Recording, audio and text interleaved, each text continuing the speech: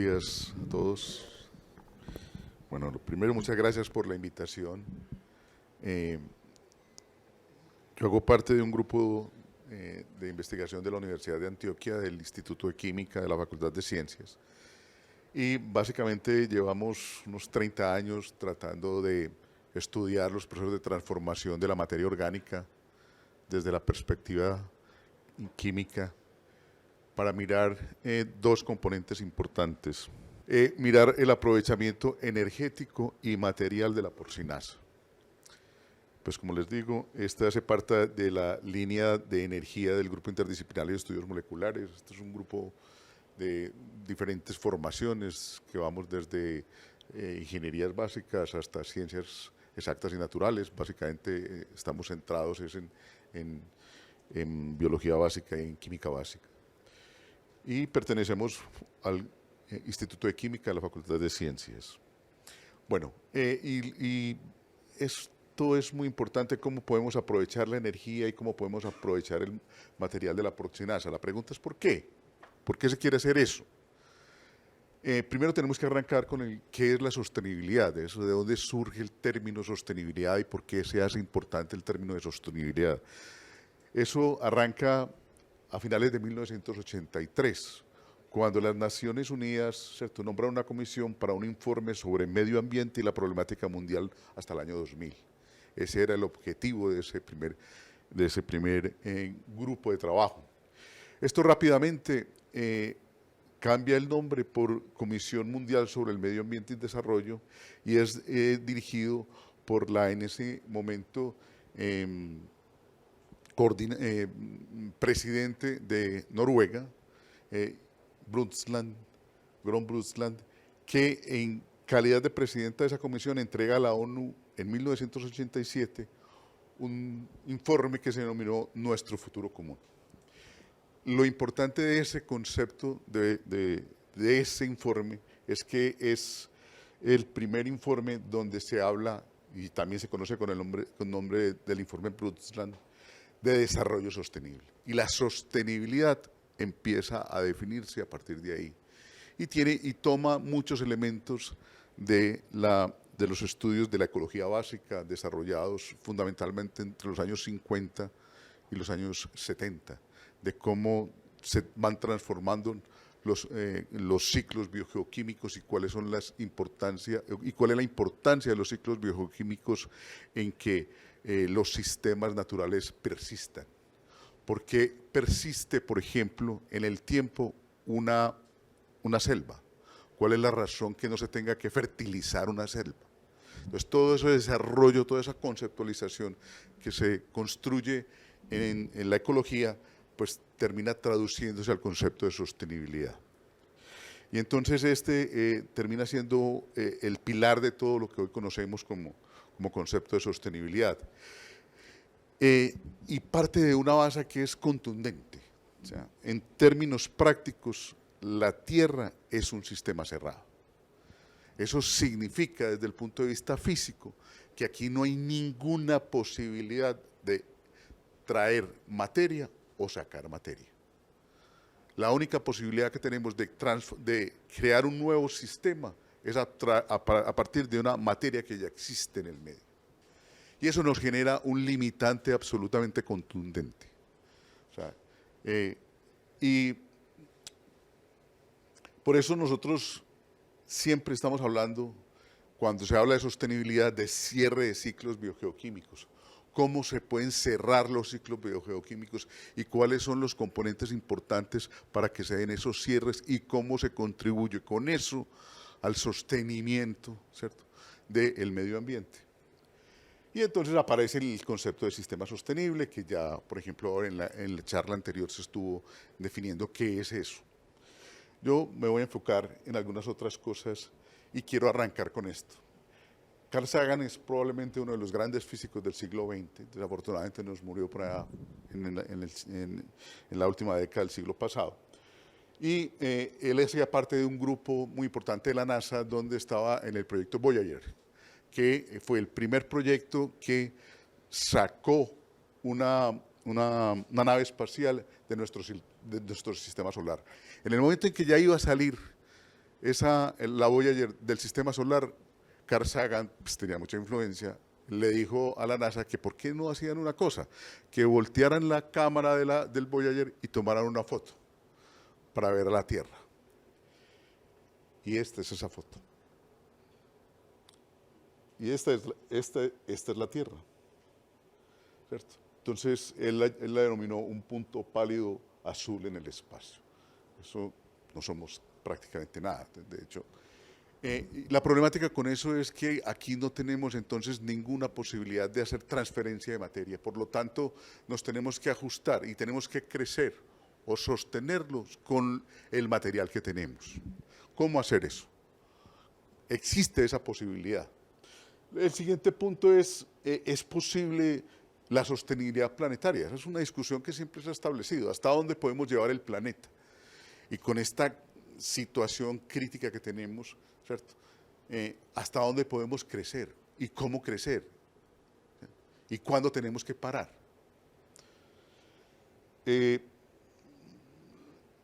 La situación no es sencilla. ¿Por qué? Porque si nosotros miramos desde el punto de vista del consumo de energía mundial, tenemos estas cifras.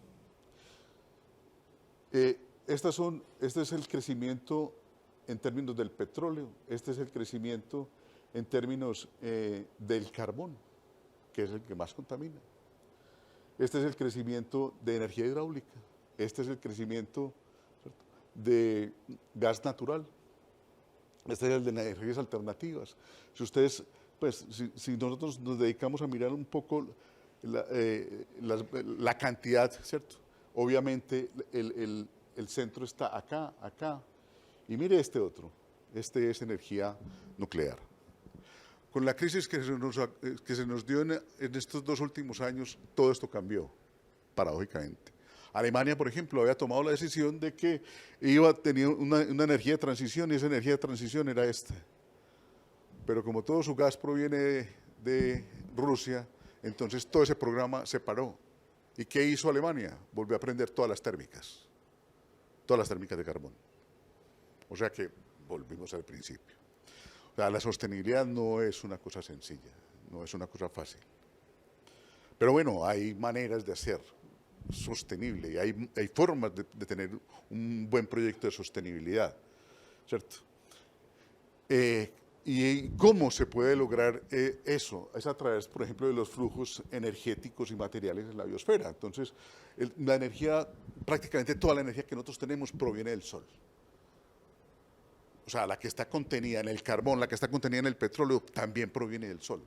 Y proviene fundamentalmente de biomasa antigua. Entonces, el secreto consiste en el fondo coger no biomasa antigua, sino biomasa moderna para tratar de consolidar ese programa. Y cuando hablo de biomasa moderna me refiero fundamentalmente a excretas, a estiércoles, a residuos.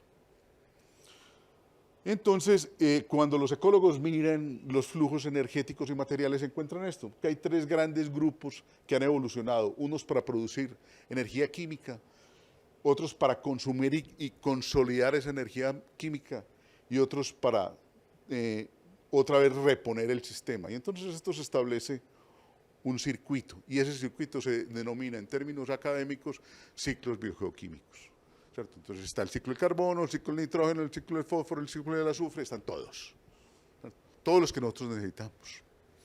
La idea consiste en cómo hacemos que esto sea eficiente. En términos reales, la cantidad de energía que consumimos en este momento y que consumiremos diga usted, en 200 o 300 o 400 años, es suficiente con la energía solar que tenemos, de sobra, y lejos de sobra. O sea, lo que tenemos es que ser eficientes en ese manejo de esa energía. En términos químicos, pues ustedes me perdonan, pero en eso es lo que trabajo, entonces tengo que mostrar más o menos eso. Hay 2 reacciones que son supremamente importantes y que hacemos todos, ¿cierto? Y que conocemos todos, que son la reacción de respiración y la reacción de fotosíntesis. Entonces, desde la perspectiva química, cuando uno dice, ¿qué es la reacción de respiración? Es esto, desde la perspectiva química, ¿cierto? Entonces, es el oxígeno que capta unos electrones. Eso en realidad no es muy complicado, simplemente es un terminacho que se pone ahí, pero no es una cosa compleja. El hecho es que usted produce energía a expensas de hacer una especie de combustión. Cuando usted coge un fósforo y quema un papel, eso genera una energía. Es exactamente lo mismo, es usted cuando respira. Lo que pasa es que usted lo hace de manera controlada. Yo le digo a mis estudiantes, vea, usted tiene dos maneras de bajar de un edificio. Uno es, pues, tirándole por la ventana. La otra es bajando por las escalas. Al final, la energía es la misma. Usted escoge cuál de las dos prefiere, pues, para llegar allá, pero en el fondo termina siendo la misma diferencial energético. Y eso es lo que hacemos los sistemas vivos. Acumulamos esa energía química en forma de paquetes especiales que nos vamos gastando. Y eso es lo que llamamos en bioquímica ATP. Y es lo que hacemos todos los organismos. Y esta es la primera ecuación. La segunda es la fotosíntesis, que lo hacen solo los productores. ¿Y en qué consiste cuál es la diferencia entre estas dos? Aquí se produce CO2 y aquí se consume CO2. Y esto es un circuito. Entonces, el CO2 que se produce en la respiración se consume en la fotosíntesis. Y el oxígeno que se produce en la fotosíntesis se consume en la respiración. Entonces, el sistema es sostenible si yo tengo una manera de que esto me opere de la mejor manera. Bueno, pero ¿por qué nosotros entonces intervenimos y acabamos con esta coherencia que tenía la evolución biológica? Ahora lo vamos a ver. Este es la representación de lo que es una cadena trófica, natural, es decir, qué es lo que pasa en un sistema natural. En un sistema natural, pues hay unos animales que comen plantas, otros animales que comen a esos que comen plantas, y así sucesivamente, y a eso lo llamamos cadena trófica. Y hay una serie de procesos de transformación, ¿cierto?, por la digestión, donde este sistema, toda la materia que se produce aquí, vuelve otra vez al mismo punto. Entonces, los sistemas naturales son sistemas cíclicos. Otra vez volvemos a lo mismo, los ciclos biogeoquímicos. Entonces, cualquier organismo que se produce, viene y hace esto, y hace esto, y hace esto. Entonces, cuando uno nace, ¿qué es lo que sucede? Pues parte de unos elementos, ¿cierto? Parte de unos elementos que se los entrega la madre y el padre a uno, informáticos y químicos, ¿cierto? Y uno los va transformando a lo largo de la vida, y cuando muere, pues simple y llanamente vuelve otra vez a iniciar el ciclo, ¿cierto? Y entonces eso está metido en este proceso. Entonces, la sostenibilidad tiene como objetivo central tratar de cumplir esto. Eso es todo, tratar de cumplir esto. ¿Y cómo lo vamos a hacer? O sea, ¿cómo lo estamos intentando hacer? Porque lo estamos intentando hacer. El problema es que esto en realidad no es perfecto. Resulta que cuando se estudia lo que llama el ciclo del carbono, se encuentra que, ¿cierto?, yo tengo el suelo, ¿cierto? Sobre el suelo crecen los organismos y los organismos respiran. Y entonces establece una relación en que en la respiración va el CO2 para allá y en la fotosíntesis baja, o sea, se capta el carbono en forma de CO2. Y aquí se establece como una especie de circuito. Pero resulta que hay una parte de ese carbono que está en este circuito que llega al suelo y que pasa a lo que llamamos sedimentos carbonados. ¿Y qué son esos sedimentos carbonados? Pues lo que nosotros llamamos minas, ¿cierto? Entonces, minas de carbón, ¿cierto?, pozos petroleros y pozos de gas. Eso es el sedimento carbonado. Y ese sedimento carbonado, ¿qué tiene? Energía química. ¿Y de dónde viene esa energía química? De la fotosíntesis en el fondo. O sea que, excepto la energía nuclear, el resto de la energía proviene de una u otra forma de biomasa. De una u otra forma proviene de biomasa. Nosotros entonces nos inventamos en el siglo XVIII, siglo XIX, ¿cierto?, un proceso que es el proceso de combustión, que fue lo que nos marcó la revolución industrial.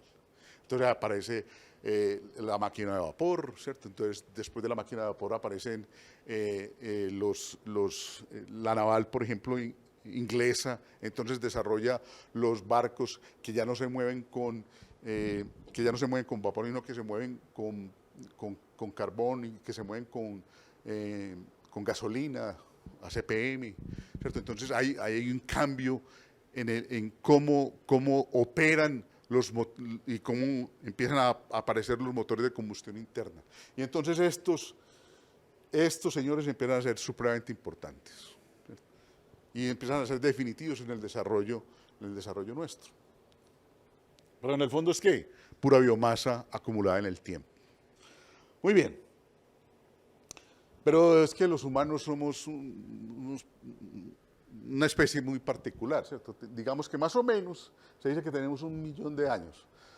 Más o menos como humanos, tenemos más o menos 1 millón de años. Entre todas las especies que somos, que finalmente solo quedó una, la Homo sapiens, ¿cierto? Y que todos somos la misma especie, no hay sino una. Y todas se producen en la misma parte, en África. Ese es el punto de origen de todos. Y resulta que si usted discrimina la evolución humana, resulta que este puntico que está aquí es lo que se llama la revolución del Neolítico.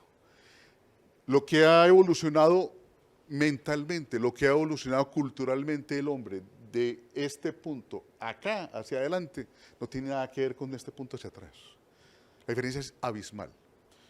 ¿Y qué fue lo que hizo en esa revolución del Neolítico? ¿Qué es la revolución del Neolítico? 2 inventos: agricultura y ganadería. Se desarrolla la agricultura y la ganadería. Y con el desarrollo de la agricultura y la ganadería, entonces el hombre se volvió sedentario. Y al volverse sedentario, se construye la cultura y se desarrolla todo el proceso cultural. Pero trae nuevos retos. ¿Cuáles son esos nuevos retos? ¿Cierto? Por ejemplo, la agricultura es el proceso que conduce a la transformación de un medio natural a fin de hacerlo apto para el crecimiento de vegetales escogidos. Las papas originales son tóxicas, los tomates originales son tóxicos, la yuca es tóxica, la mayor parte de los vegetales producen toxinas. La domesticación de ese cultivo la hicieron los aborígenes, además en 8 sitios diferentes del globo terráqueo, ¿cierto? Para aumentarle tamaño, disminuirle la concentración de sustancias tóxicas, ¿cierto? Y convertirlos en cosechas. Y así inventamos la agricultura. La agricultura es el gran invento de la humanidad. Es inmenso, el inmenso invento. Además la inventamos 8 veces en diferentes sitios. Eso es una maravilla. Y entonces la producción agrícola tiene básicamente, tiene cuatro componentes: uno que es un componente nutricional, un componente ambiental, un componente genético y un componente ecológico. Y eso termina considerando la producción agrícola. Entonces, el control de plagas, enfermedades, nutrición, entonces es fertilización, bueno, todo ese programa. Pero nos vamos a concentrar aquí, ¿cómo se da la nutrición? ¿Por qué se da la nutrición? Entonces, los agroecosistemas son constructos, es la definición técnica, constructos antrópicos, o sea, que los hacemos los seres humanos, ¿cierto? Donde se baja la diversidad del ambiente porque se toman vegetales seleccionados que crecen en unas condiciones preestablecidas, ¿cierto? Para maximizar los rendimientos. Eso es la agricultura, ¿cierto? Y eso pues tiene unas implicaciones, porque decíamos que era el ecosistema natural, ¿cierto?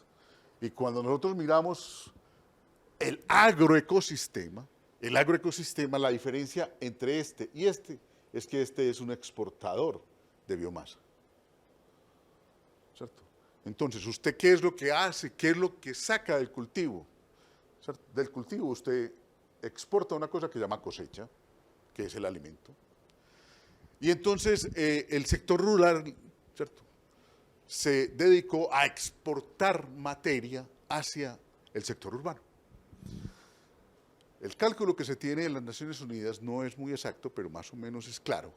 En el 2010, ¿cierto?, se invirtió la población mundial. Pasó de tener una mayoría rural a una mayoría citadina. Y todos vivimos del sector rural. Todos, ¿cierto? Y los más importantes son las ciudades. Entonces, el problema está concentrado fundamentalmente aquí. ¿Cómo vamos a hacer para sostener estas ciudades? ¿Y cómo vamos a hacer para que entonces lo que no se hace, que es retornar la materia al origen, retorne al origen. Porque nosotros hicimos un invento y meterla y enterrarla, ¿cierto? Y sacarla del ciclo natural. Y eso tiene alguna implicación, todas las que ustedes quieran. Mire, esta es la comparación que se hace entre el contenido de materia orgánica en el suelo de un cultivo versus el contenido de materia orgánica en la condición original. En todos los casos que se ha estudiado a nivel mundial, siempre disminuye el contenido de materia orgánica en un suelo cuando cambia de un sistema natural a un sistema de producción agrícola. La sostenibilidad consiste en que esta diferencia sea la menor posible. ¿Cómo se puede hacer eso? A través de los programas de fertilización. Pero antes de eso, yo quiero decir que hasta la Primera Guerra Mundial y la Segunda Guerra Mundial, hasta terminada la Segunda Guerra Mundial, la fertilización fundamentalmente se basaba en fertilización que venía de minas, ¿cierto? O de explotaciones naturales, como por ejemplo el salitre de Chile, ¿cierto? O de minas o de estiércoles. Durante 10.000 años nosotros fertilizamos de esa manera. Después de que termina la Segunda Guerra Mundial, ¿cierto?, los fabricantes de bombas se quedaron sin trabajo y entonces se dedicaron a producir fertilizantes. Nitrato de amonio, por ejemplo. El nitrato de amonio es un fertilizante muy bueno, pero también es un explosivo. De hecho, es la base de la producción de bombas. Entonces, se cambió y se empezó a fertilizar los suelos con este tipo de materiales.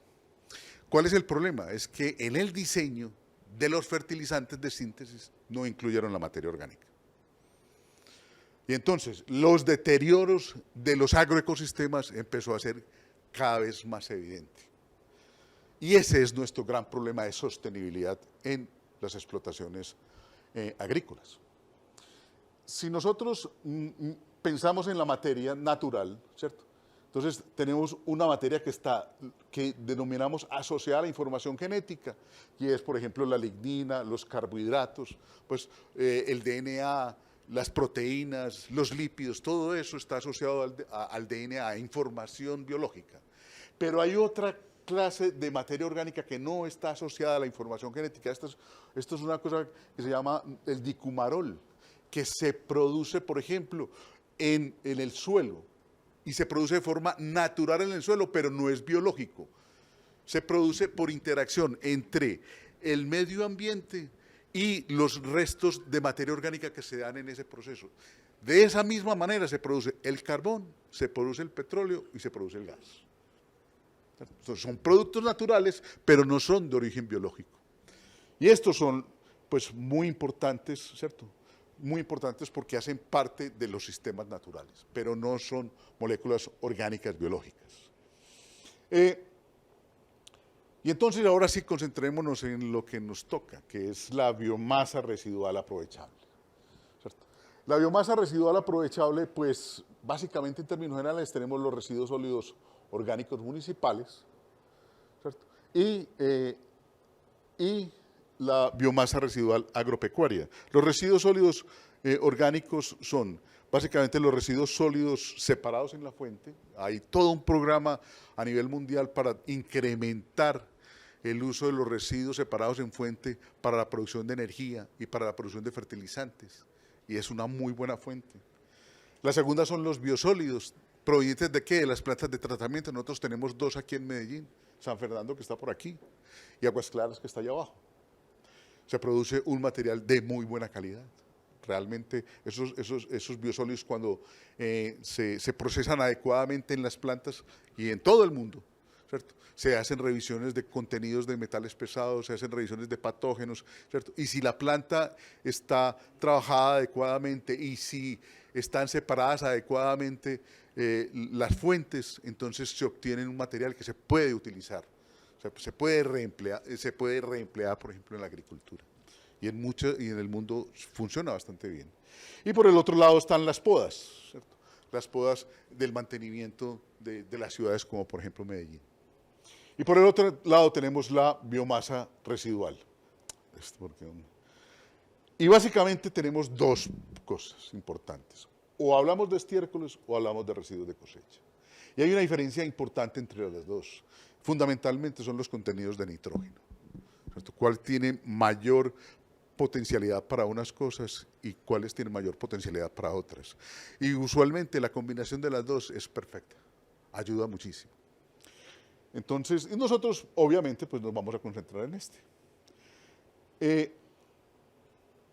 Pero, ¿cuál es la posibilidad que yo tengo de aprovechar ese material? Yo tengo dos posibilidades: hacer una recuperación de energía, es decir, producir energía a partir de eso. Y por el otro lado, recuperación material. ¿Qué es recuperación material? Producir fertilizantes o producir medicamentos. Medicamentos. Todos los que usted quiera, se producen a partir de la biomasa residual. Y esto se da por ruptura y formación de enlaces que se traducen en energía útil, ¿cierto? Y por el otro lado, la recuperación material, pues la obtención de metabolitos de alto valor agregado. Vea, el 97% de los medicamentos no se producen en el mundo de novo, es decir, que en una fábrica farmacéutica empiecen a sintetizar y a mezclar cositas y a mezclar y a obtener un medicamento, no. Básicamente los medicamentos se obtienen a partir de unas matrices que usualmente provienen de residuos, como por ejemplo la bilis. La bilis es una fuente de materia prima para la industria farmacéutica. Los aminoácidos, ¿de dónde se obtienen los aminoácidos? De biomasa residual, en buena medida. Y los medicamentos en términos generales provienen de ahí. Es decir, la materia orgánica transformada por hemisíntesis en los laboratorios siempre parte de una materia prima que proviene usualmente de residuos de cosechas o de residuos de la industria pecuaria. Muy bien, entonces yo puedo obtener ahí metabolitos de alto valor agregado. Hablemos de la recuperación energética, o sea, cómo producir energía. Uno es por los procesos biológicos y otro es por procesos termoquímicos. Hay esas dos grandes tendencias. Simplemente aquí lo que hacemos es reacciones de oxidorreducción. ¿Qué quiere decir eso? Aprovechamos la respiración y las fermentaciones de los organismos para producir energía. Eso es lo que hacemos. Y por el otro lado, procesos termoquímicos pues ya son más elegantes, más complejos, mucho más costosos, pero también son bastante interesantes. Nosotros nos vamos a concentrar un poco en estos porque son los que podemos desarrollar bien en Colombia, ¿cierto? Y fundamentalmente producimos biogás. El biogás es una mezcla de metano, CO2 y ácido sulfídrico fundamentalmente. Y un sustrato, y ese sustrato me produce, ¿cierto? Aquí el metano, hidrógeno, también está de moda como combustible, y por el otro lado fertilizantes, de los mejores fertilizantes que hay, ¿cierto? Fertilizantes que se obtienen de la industria pecuaria. Y por el otro lado, pues tenemos procesos de combustión y procesos de gasificación. Bueno. Entonces, este es como el panorama de cómo hago yo la recuperación de la energía, cómo obtengo yo la energía. Ahora vamos a ver rápidamente cómo lo hacemos realmente nosotros y cuáles son los ejemplos que hay, ¿cierto? Pero es muy importante hablar de la palabra residuo. El residuo es un material que ha perdido una utilidad para un determinado proceso, ¿cierto? Pero que es útil para otro proceso. Un ejemplo de eso es el estiércol. El estiércol, ¿cierto? Es un producto de residuo, es un residuo que se obtiene de un proceso del metabolismo de un organismo, pero es el alimento para otros organismos, o sea que es la materia prima para otro proceso, ¿cierto? Por eso se llama residuo, y no se llama basura, ¿cierto? La basura es un producto que ha perdido toda utilidad. Por ejemplo, cuando yo tengo un material que está contaminado con residuos peligrosos. Entonces, ahí se considera una basura. Entonces, ¿qué hay que hacer con eso? Una disposición final. No hay sino alternativa. Pero en cambio, el residuo, lo que hay que hacer es aprovecharlo en otro proceso, ¿cierto? Entonces, residuo y basura son completamente diferentes. Nosotros nos centramos en la producción agropecuaria, la producción de residuos de buena calidad y residuos nobles, que llamamos nosotros, porque sabemos cuál es el origen, Muy bien. Entonces, el residuo siempre tiene una propiedad aprovechable, ¿cierto? Y esos residuos pueden ser o líquidos, o sólidos, o gaseosos. Y de los tres se puede obtener una gran cantidad de productos de alto valor agregado, ¿cierto? Por ejemplo, el problema de los olores está asociado fundamentalmente aquí a amoníaco. ¿Y amoníaco qué es? Uno de los mejores fertilizantes que existen. El único problema es cómo lo atrapa, ¿cierto? ¿Y hay mecanismos para atraparlos? Claro que hay mecanismos para atraparlos, por supuesto. Muy bien. Bueno, entonces hablemos de la porcicultura como fuente de biomasa. Y entonces este es un resumen de los tres grandes procesos, de los tres grandes sistemas pecuarios y de la cantidad de estiércol que se produce por día y del biogás asociado, ¿cierto? Y yo les voy a hacer un resumen de esto de todas maneras les va a quedar a ustedes, pero les voy a hacer un resumen de esto. ¿Verdad? La gallinaza produce un poco más de biogás que la porcinaza, pero manejar gallinaza es más difícil que manejar porcinaza. La porcinaza es muy fácil de manejar, hasta yo soy capaz de manejarla para producir biogás. Eso es, en cambio, la porcinaza, la gallinaza es muy compleja. ¿Por qué? Porque tiene un alto contenido de nitrógeno y el nitrógeno es una toxina, el nitrógeno en forma de amoníaco es una toxina para los microorganismos metanogénicos. Entonces, técnicamente hay que hacer un proceso para garantizar de que el nitrógeno que está en forma amoniacal no mate los microorganismos que producen biogás. Y eso es un reto tecnológico importante.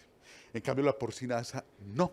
A pesar de que tiene unos contenidos de nitrógeno altos, tiene un sistema que le permite hacer una especie de regulación de las formas de nitrógeno que hacen que los metanógenos no se mueran tan fácil.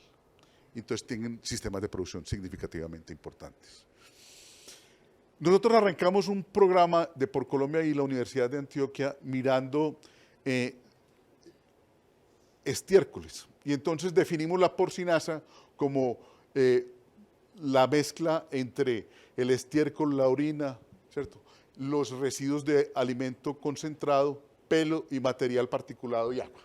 Ya eso lo denominamos porcinaza, ¿cierto? Porque usted iba a la literatura y entonces, qué purines, qué porcinaza, qué no sé qué. Bueno, entonces venga, pongámonos de acuerdo y cómo lo vamos a llamar. Y entonces la porcinaza es esto, es esa mezcla de esos materiales, ¿cierto?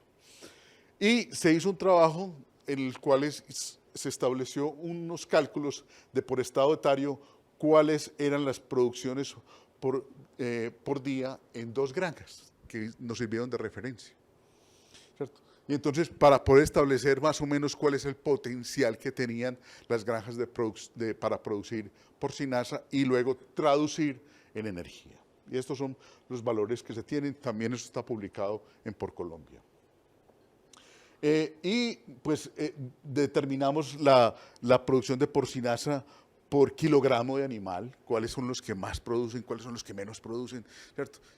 Y esos son cálculos importantes como para la industria, para saber, ¿cierto?, hasta qué niveles puedo llegar a producir.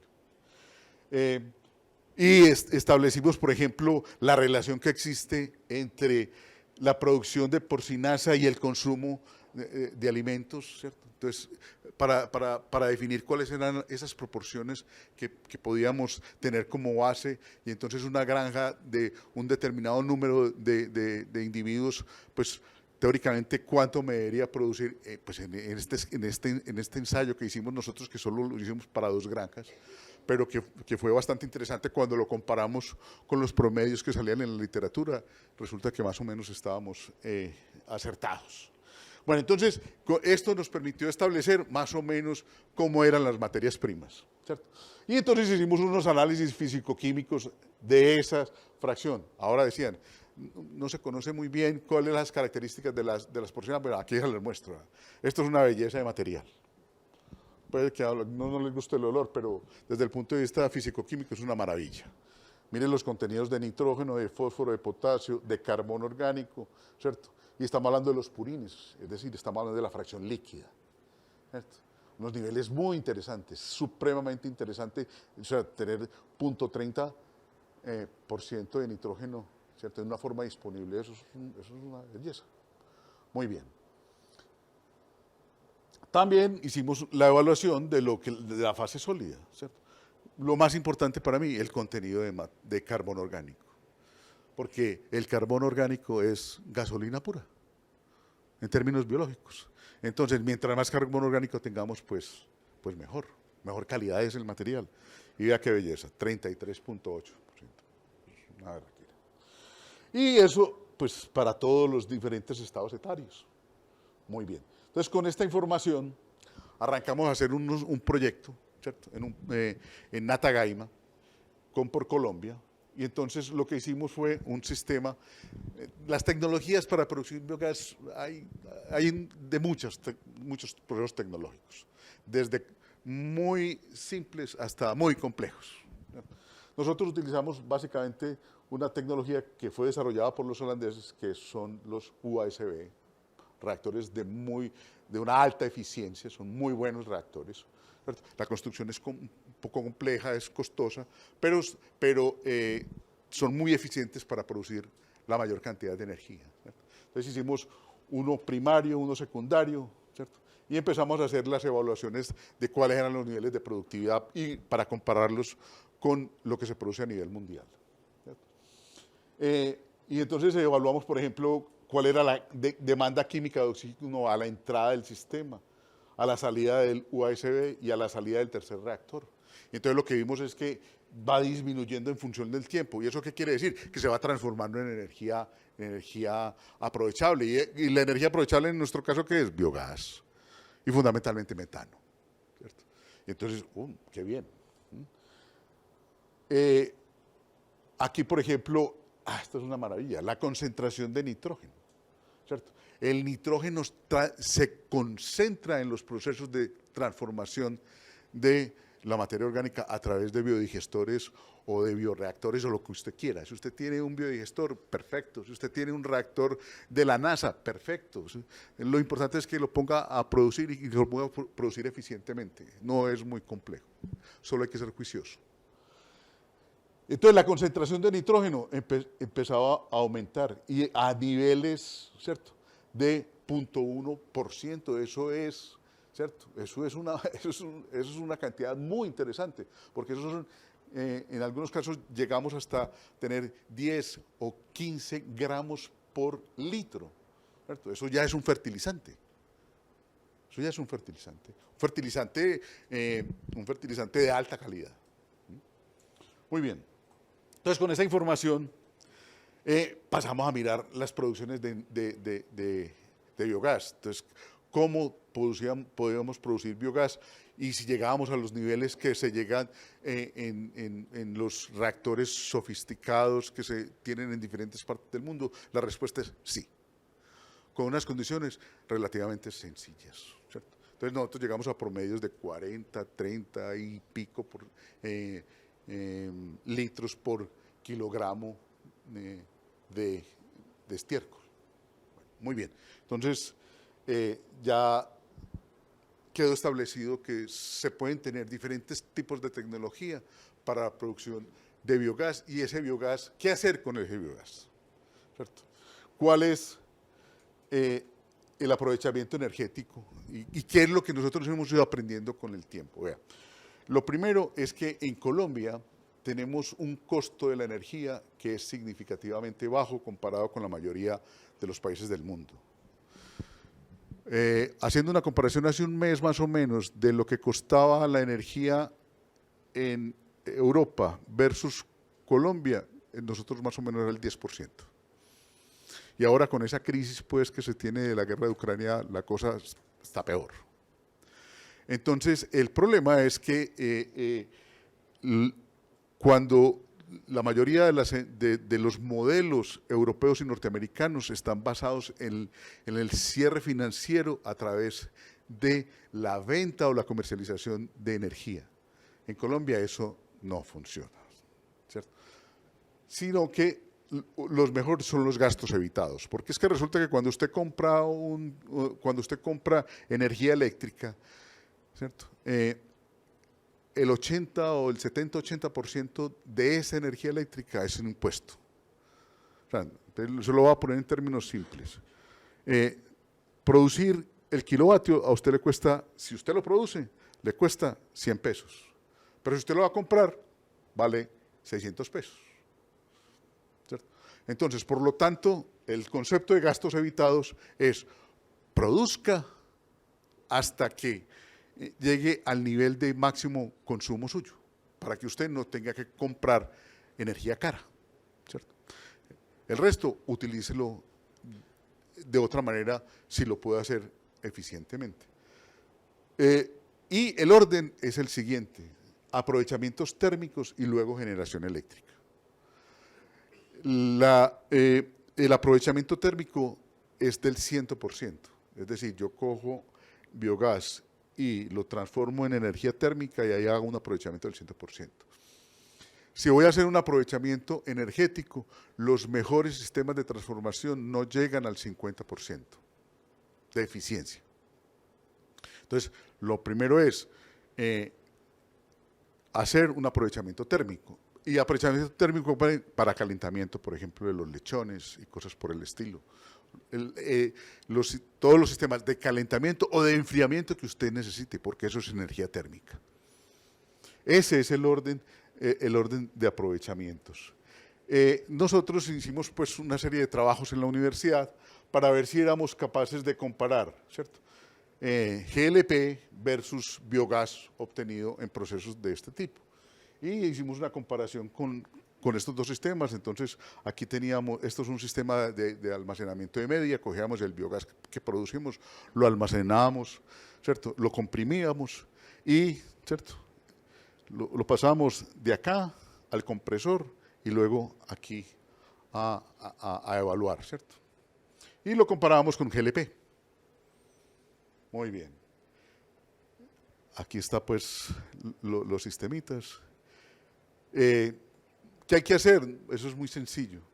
Por ejemplo, para transformar una estufa de estas, de GLP a biogás, lo único que hay que hacer es cambiar los boquereles, ¿cierto? El boquerel es como el sistemita de inyección, ¿cierto? Es simplemente hacerlo un poquito más grande. Y eso depende de la altura sobre el nivel del mar. Entonces, si usted tiene la granja en 1000 metros, es completa, el boquerel, el tamaño del boquerel es diferente a si está a 2000 metros. Entonces hay que hacerlo en la granja, ¿cierto? Hay que hacerlo allá en las condiciones de la granja. Muy bien. Hicimos unas comparaciones y mire los resultados entre lo que es el gas propano y el biogás en términos de cuánto se demora este sistema para llegar a 100 grados centígrados en las condiciones de una atmósfera de presión. O sea, son prácticamente lo mismo. Es decir, el biogás funciona como un excelente energético si usted lo maneja bien. ¿Qué hay que hacer? Limpiarlo, y limpiarlo bien. Quitarle el CO2, a veces sí se requiere, pero sobre todo el sulfídrico, porque ese sulfídrico se acaba con todo. Y es fácil de limpiarlo. Pero los rendimientos energéticos son muy, muy buenos. ¿Sí? Y entonces uno hace modelos para saber entonces de cuánto me voy a gastar en el día. Entonces yo puedo hacer las predicciones incluso de si el biogás que estoy yo produciendo es capaz de soportar todo mi consumo, ¿cierto? Todo mi consumo energético. Por ejemplo, es una prueba que hicimos para la generación de energía eléctrica. Entonces, tenemos este generador que convertimos, ¿cierto?, de gasolina a biogás y lo que nos da más o menos es que 1.5 kilovatios de energía, ¿cierto?, se consumen más o menos entre 1 y 1.2 metros cúbicos de biogás por hora para producir 1.5 kilovatios. Y este es un sistema de baja eficiencia. Hay motores, lo que les decía, motores que llegan casi hasta el 50% de eficiencia, motores más interesantes. Entonces usted tiene la posibilidad, ¿cierto?, de producir o energía eléctrica o energía térmica, y vuelvo y le repito, primero lo ideal es producir energía térmica. Y eso nos lo gastábamos con estos foquitos pues, que teníamos aquí para ver si funcionaba bien, ¿cierto? Muy bien. Nosotros, a partir de este trabajo, con el programa, hicimos un programa con Supercerdo la empresa Supercerdo y Bioorgánicos. Y en ese proceso lo que hicimos, por ejemplo, fue comprimir un biogás que estábamos produciendo y unos ensayos en criadoras. Entonces, esto lo hicimos en el Atillo. Entonces, llegamos allá, ¿cierto? Se cambiaron los boquereles en sitio porque lo habíamos hecho primero, ¿se acuerda Javier? Primero lo habíamos hecho sin haciéndolo en la universidad, y cuando llegamos a Atillo fuimos a probarlo y no nos funcionó. ¿Cierto? Nos hizo quedar mal, hombre, qué vergüenza. Entonces, cambiamos los boquereles, los ajustamos en sitio y funcionó perfecto, ¿cierto? Entonces, ¿cierto? Este es el sistema de almacenamiento del biogás, ¿cierto? Pasa a un sistema de alta presión por una bomba y luego a las criadoras, ¿cierto? Este es el sistema que se diseñó por la parte de ingeniería del grupo de investigación. Este es el boquerero que se trabajó, se tuvieron 3 criadoras y se hizo el proceso. Y mírenlo aquí, ¿cierto? Esta es la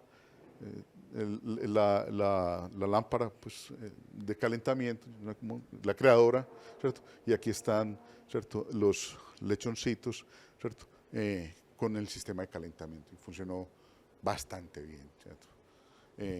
Y creo que esta es una de las buenas aplicaciones que hay, me parece, y con los precios que vamos teniendo, sobre todo del gas, se va justificando más. Hace 2 años, por ejemplo, la diferencia era muy amplia, entonces a veces uno decía que no estaba seguro, pero hoy la cosa pinta diferente, o sea que sí hay posibilidades. Luego montamos un sistema mucho más eficiente ya con un sistema USB donde aprovechamos, y rápidamente les cuento, nosotros tenemos la granja, ahí entra el influente, hay un sistema de hidrólisis, eso pasa a un reactor metanogénico primario que ahora se los muestro, es un USB que originalmente diseñaron los holandeses. Luego pasamos a un sistema secundario que es simplemente un reactor tipo Taiwán, y entonces nosotros encontramos en estos trabajos, y este fue fundamental y clave en este programa, que los sistemas de mayor eficiencia son los que tienen los dos tipos de reactores primarios y reactores secundarios. Luego se hace un almacenamiento de biogás y luego se hace un aprovechamiento. Y por el otro lado, ¿cierto?, tenemos un efluente, y este efluente pasa a un sistema concentrador y a un programa de formulación de fertilizantes. En el caso de esta, porque Bioorgánicos es una empresa dedicada a la formulación de fertilizantes, ¿cierto? Este es el reactor de última generación que se tiene tipo USB y que está en Supercerdo Paisa, allá en Atillo, ¿cierto? Y todo esto tiene razón de ser. Bueno, ¿por qué producir esto y no utilizar la porcinasa directamente? Bueno, una de las razones fundamentales a nivel mundial es por esto que ustedes están viendo aquí, el concepto de One Health. Hay una tendencia mundial a que todos los estiércoles tienen que ser transformados por razones fundamentalmente sanitarias y ambientales. La zoonosis se nos ha disparado, ¿cierto? Por ejemplo, el COVID es una consecuencia de una zoonosis. Nosotros tenemos una gran cantidad de enfermedades que originalmente provienen de los animales. Entonces hay todo un boom a nivel mundial de hacer procesos de transformación de la biomasa residual para garantizar inocuidad, ¿cierto?, en términos ambientales y en términos sanitarios. Ese es uno de los argumentos importantes por los cuales no solo voy a aprovechar como fertilizante y como combustible, sino también en términos sanitarios, ¿cierto? Cuando se utiliza el biol directamente, en forma orgánica, por ejemplo, estamos haciendo unos ensayos, o Bioorgánicos está haciendo unos ensayos, utilizando solubilizadores de fósforo y fijadores de nitrógeno que de donde originalmente se obtuvieron esas cepas, de los mismos procesos de ustedes. Entonces, en el laboratorio, simplemente en la universidad, lo que hicimos fue purificar las cepas, se las entregamos a Bioorgánicos, ellos lo replican y formulan un fertilizante que tenga, ¿cierto?, solubilizadores de fósforo y fijadores de nitrógeno. ¿Y de qué se alimentan esos fijadores de nitrógeno? De la materia orgánica que les digo que tiene el biol, que tiene mucha materia orgánica de muy buena calidad. Aquí, por ejemplo, tenemos formulaciones, estas son formulaciones organominerales, ¿no? Un triple 100 y un N150, ¿cierto? En Colombia tenemos una normatividad para este tipo de fertilizantes y hacemos pruebas de estantería, o sea, pruebas de estabilidad, cuánto tiempo están estables, de qué manera son estables, y hacemos pruebas de campo con respecto a ello, y cuáles han sido los resultados. Son significativamente importantes e interesantes. Son muy competitivos con los fertilizantes comerciales. ¿Y por qué son competitivos con los fertilizantes comerciales? Porque es que la naturaleza evolucionó llevamos 3.500 millones de años evolucionando, donde las plantas evolucionan, esta es la raíz de la planta, y la raíz de la planta evoluciona y crece favorablemente en un entorno de materia orgánica. Como hemos ido perdiendo la materia orgánica, entonces los cultivos cada vez son más pobres. Pero si yo retorno materia orgánica al sistema, y una materia orgánica de buena calidad, que proviene ¿de dónde? De sustancias prehúmicas y prefúlmicas que se forman ¿en qué? En procesos de transformación de la materia orgánica, como por ejemplo la biodigestión. Porque en los últimos 30 o 40 años los grupos de investigación dedicados a fertilizantes hemos estado obsesionados en tener esto. Que un fertilizante, ¿cierto? Que un fertilizante que está en rojo, ¿cierto? Sea capaz de ser entregado al mismo ritmo que lo necesita la planta. Eso es lo ideal, eso es un fertilizante ideal. Y resulta que cuando se tienen combinaciones de materia orgánica estabilizada con nutrientes como nitrato de amonio, ¿cierto? O un fosfato, ¿cierto? Estas condiciones se dan. ¿Por qué? Por las características de los mecanismos moleculares que se dan de intercambio catiónico entre la materia orgánica estable del suelo, que entrega el fertilizante, y la raíz que lo capta. Entonces, las eficiencias en términos de nutrición son significativamente importantes. Y estos materiales se pueden obtener o por procesos físico-químicos complejos o por procesos tan simples como una biodigestión bien hecha, en cualquier tipo de reactor. Eso está claramente establecido. Por ejemplo, un fertilizante de liberación lenta, que son los más caros que hay en el mercado, tiene que tener 3 criterios.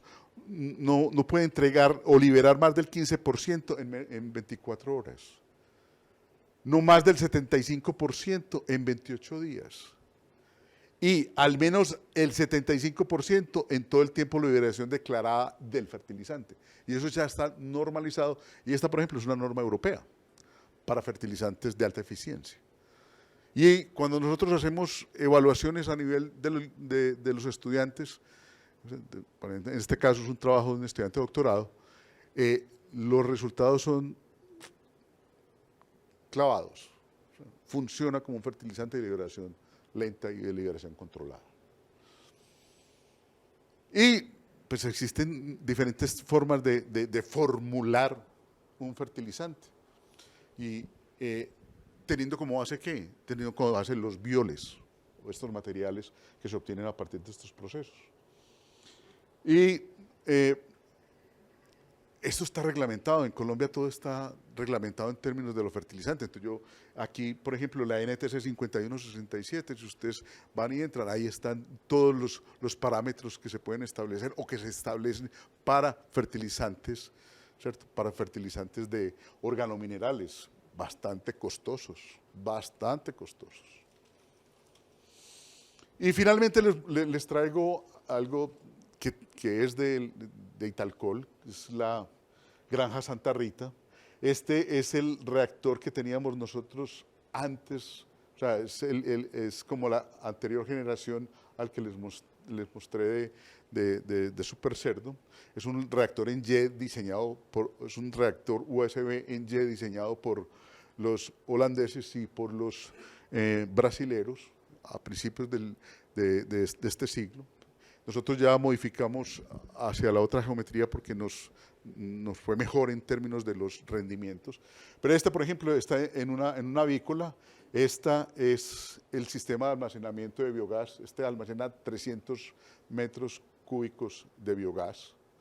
Es una eficiencia, este sistema es bastante eficiente, lo manejaban muy bien. Hicimos unas pruebas, ¿cierto? Unas pruebas también de producción de energía eléctrica. Este es el sistema de almacenamiento de biogás que les decía, ¿cierto? Y esta es la cinética de la producción de biogás en ese reactor. Cuando se hizo un seguimiento, mire, desde el año 17 hasta cuando nosotros dejamos ya de hacer el seguimiento hasta 2 años, y siempre estuvo en aumento y con unos niveles de producción de biogás por kilogramo muy, muy buenos, ¿cierto? O sea, bastante eficientes. Lo que muestra que se pueden hacer aprovechamientos de las dos maneras, aprovechamientos energéticos y aprovechamientos materiales. Muchísimas gracias y si tienen alguna pregunta, con todo gusto.